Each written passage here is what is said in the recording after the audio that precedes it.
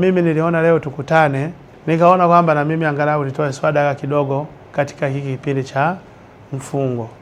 Nikatafuta kule, nikapata kidogo tende ambazo nikaja niseme kwamba basi nije ndugu zangu tugawane kidogo kidogo. Tunaweza kwa tunatumia hata kufuturu kama msikitini kidogo au na kadhalika.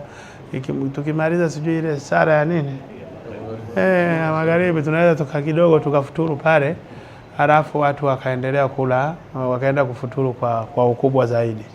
Kwa hiyo nikaona kwamba basi angalau ninunue tende kiasi tuje tugawane ndugu zangu.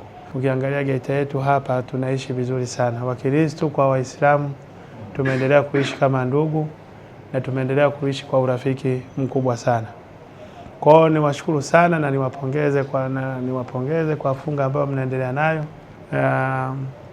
Kikubwa ambacho naomba mheshimiwa ndugu yangu mshehe wa mkoa ni maombi yenu ili tuombeane tuweze kuhakikisha tunasaidia mji wetu huu wa Geita. Katika jimbo la mheshimiwa mbunge kwa uchache zaidi ya misikiti 60 ametoa tende, kwa maana jimbo zima, kwa maana Geita mjini na vijijini na jimbo na kata za pembeni, tukijumlisha kwa jumla ni takriban misikiti kama 65 pamoja imeweza kupata tende hizo kwa ajili ya kufuturu katika mwezi mtukufu huu wa Ramadhani. Na pia ametuahidi, ametuomba anatoa futari ya pamoja siku ya Ijumaa ambayo tunawakaribisha Waislamu waweze kufuturu. Kuna mbunge wetu ambaye anajitoa kwa kile kichache ambacho Mwenyezi Mungu amemruzuku. Kikubwa kwamba tunashukuru sadaka iliyotolewa na mheshimiwa mbunge. Mwenyezi Mungu azidi kumpa afya njema na aweze kuendelea na majukumu yake inshallah.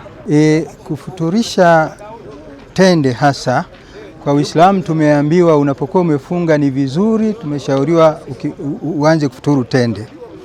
Na tende hata wataalamu wa afya wanaona kwamba ni nzuri sana kiafya unapoanza kuifuturu. Lakini pia kufuturisha tendo lile la kufuturisha, mtu anayefuturisha anapata thawabu kama vile aliyefunga. Yaani unapata thawabu kama yule aliyefunga, ingawa yule aliyefunga hakosi thawabu zake za kufunga.